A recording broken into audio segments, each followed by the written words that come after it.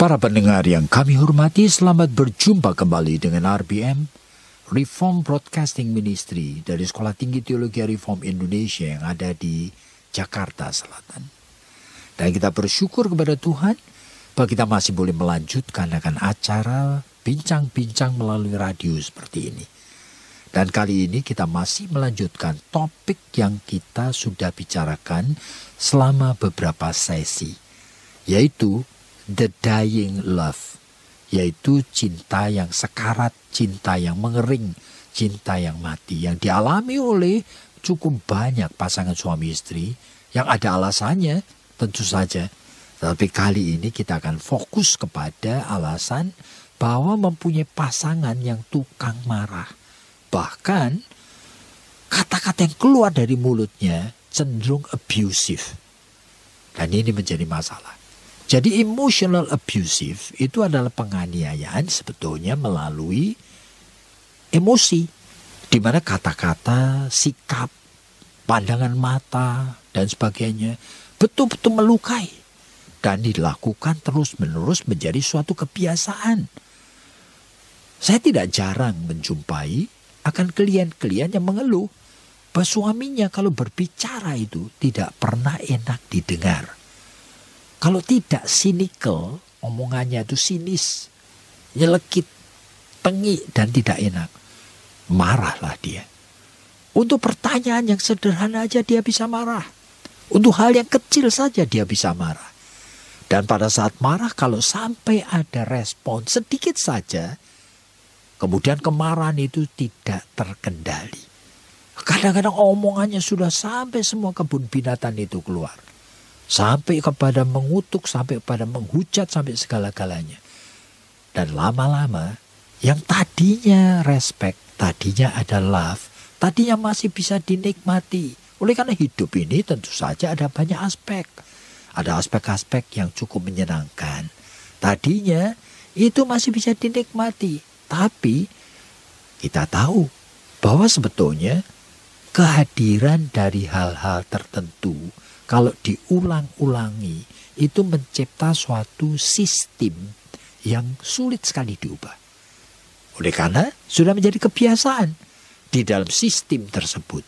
Barangkali si suami tersebut kalau keluar kepada orang lain dia bisa tahan diri, dia bisa sopan, dia bisa ramah, dia bisa menyenangkan. Tetapi masuk dalam rumah sudah terjebak sistem. Akibatnya watak yang lama, yang tidak baik, itu berani di-exercise. Berarti berani dilampiaskan semau gue. Nah setiap kali sampai rumah, langsung omongannya sudah tidak enak. Makanan kurang menyenangkan sedikit, suasana rumah kurang menyenangkan. Barangkali kebersihan kurang sesuai dengan apa yang dia mau. Barangkali anak-anak itu barangkali kurang bisa diatur dengan baik. Semuanya bisa menjadi alasan untuk melampiaskan. Apalagi jikalau di luar sono, barangkali di dalam tempat pekerjaan dia sedang stres. Itu nanti akan memproyeksikan blame, yaitu bagaimana dia itu melampiaskan kemarahan yang biasanya dilampiaskan pada istrinya. Sehingga love itu lama-lama menjadi dying. Mulai mengering, mulai mati. Nah, di tanah kondisi yang seperti ini, barangkali kita akan bicarakan aspek-aspek atau hal-hal tertentu yang ada kaitannya dengan Bu Esther kali ini.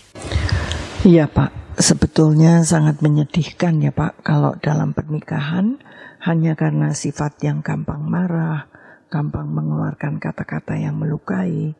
Itu bagaimana sih Pak? Kalau memang dari sananya memang sudah seperti itu. Apalagi kalau tadi seperti yang Bapak katakan, kalau dia itu stres dalam pekerjaan, kalau dia itu tidak happy, Kalau dia melihat ada kekurangan di sana sini, kenapa lalu bukannya dia itu yang ikut membantu, lalu ikut menyelesaikan, tapi kok malah marah gitu Pak? Wah, ini sebetulnya kalau pribadi yang suka marah melampiaskan emosi kemarahan, itu biasanya terdiri daripada beberapa kemungkinan ya. Bisa juga oleh karena memang kepribadiannya ada personality disorder. Jadi personality disorder itu ada suatu kelainan yang barangkali bisa mewujudkan dalam bentuk neurotik. Jadi pribadi yang memang seperti itu, yang sukanya itu adalah selalu melampiaskan kemarahan.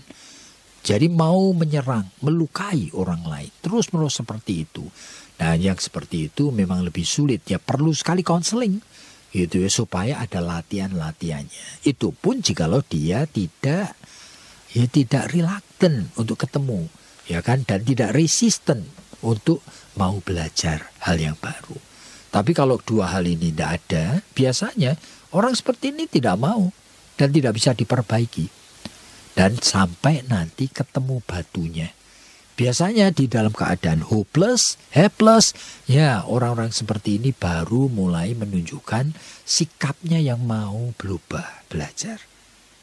Cuma ada orang-orang, makanya tadi ketika saya ceritakan mengenai klien tadi, itu sebetulnya oleh karena orang ini pernah bisa membahagiakan istrinya.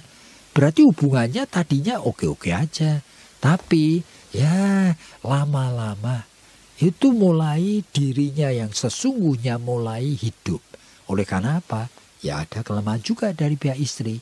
Oleh karena apa? Biasanya di dalam hubungan komunikasi suami istri itu makin lama itu makin berani apa adanya. Oleh karena memang ini sifatnya eksklusif. Jadi kalau eksklusif itu hanya terjadi dalam hubungan dan orang di dalam rumah tangganya. Biasanya kepada orang yang lain dia tidak melakukan itu. Barangkali di tempat kerja dia juga menyenangkan, bisa bercanda, barangkali itu enak diajak ngomong. Tetapi aneh begitu masuk dalam rumah tangganya, itu sistem yang eksklusif itu seringkali membuat orang memainkan peran yang sama, yang keliru terus. Meskipun nanti dia sesali, kenapa dia ngomong itu sampai melukai, menyebabkan istrinya itu sampai tidak bisa berhenti menangis, barangkali berjam-jam, ya kan misalnya. Oleh karena mengungkit-ungkit itu selalu memakai hal yang dia tahu sarana yang bakal melukai. Barangkali kelemahan dari keluarga istrinya, barangkali kelemahan dari papanya, barangkali kelemahan dari mamanya, barangkali cacat dari keluarganya, diungkit-ungkit untuk ngapain? Pelampiasan sebagai cara untuk melukai. Nah ini berat. Jadi kalau kita melihat seperti itu, kadang-kadang sulit sekali untuk dihindari. Di mana love itu mulai dying, mulai mati. Jadi sebetulnya kita bisa memilih ya Pak. Sebetulnya dalam pernikahan itu mau seperti apa. Atau mau dijadikan seperti apa. Apakah kita bisa memilih dengan mencoba kepribadian kita itu yang jelek-jelek itu tadi kayaknya dibuang atau diganti, begitu Pak? Sebab memilih itu sebenarnya merupakan sesuatu yang tanda petik harus dibedakan sebelum dan sesudah menikah. Semua orang harus memilih yang baik. Kalau memilih yang jahat, itu ada sesuatu yang tidak beres dalam orang tersebut.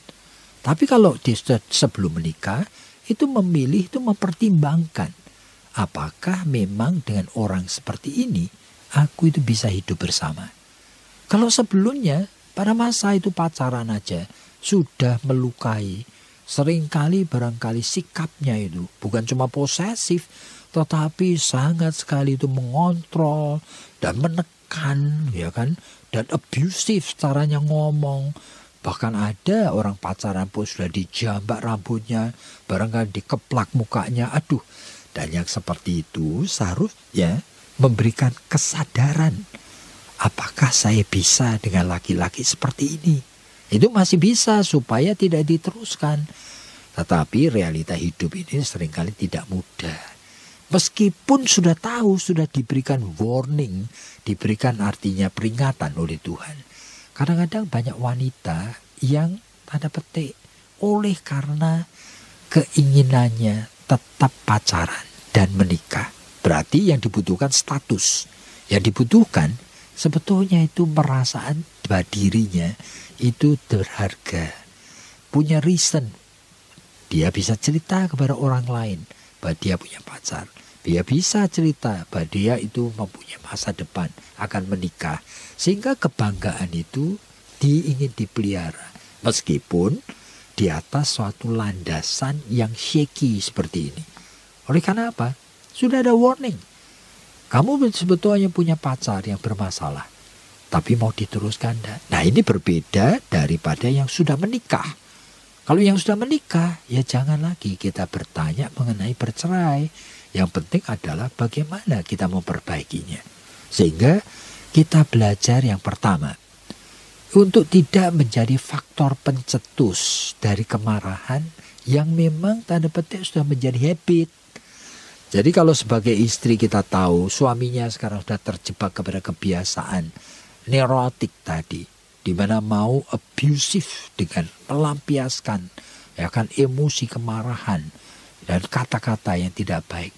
Nah, seharusnya kita waspada. Saya ternyata punya suami yang seperti ini. Supaya saya dan seluruh keluarga tidak dirugikan, saya tidak mau menjadi faktor pencetus yang ikut memperkeruh dan menambah masalah yang seperti ini. Berarti saya waspada. Kalau bicara juga hati-hati. Tahu akan mood yang sedang ada pada suaminya. Tahu timingnya. Dan itu tidak akan rugi. Oleh karena si istri sekarang belajar menjadi wiser. Menjadi pribadi yang lebih bijaksana. Jadi wanita yang bijaksana menjadi penolong seluruh rumah tangganya. Tapi wanita yang kurang bijaksana disebutkan oleh Amsal Sulaiman justru merobohkan rumah tangganya dengan tangannya sendiri. Berarti dia merasa apa? Saya tidak peduli akibatnya apa. Pokoknya saya tidak mau dirugikan. Itu akan merusak seluruh rumah tangganya. Makanya seringkali itu laki-laki yang seperti ini dilawan. Dan semakin dilawan sama seperti menyiram bensin kepada api. Jadi itu berkobarnya emosi kemarahan semakin tidak terkontrol. Jadi hidup ini sebetulnya merupakan realita yang harus kita hadapi, sikapi dengan waspada. Jadi kalau begitu Pak, sebetulnya ada dua pilihan bagi yang belum menikah. Seharusnya kita itu melihat pada diri pacar. Apakah ini betul saya bisa hidup dengan orang yang seperti ini? Terutama kalau ada kepribadian yang kita rasakan tidak cocok. Seperti yang tadi Bapak katakan. Misalnya tukang terlambat, tukang pukul, abusive secara emosi. Ataupun kadang-kadang gak ada apa-apa, lalu dia bisa marah sampai seperti apa gitu.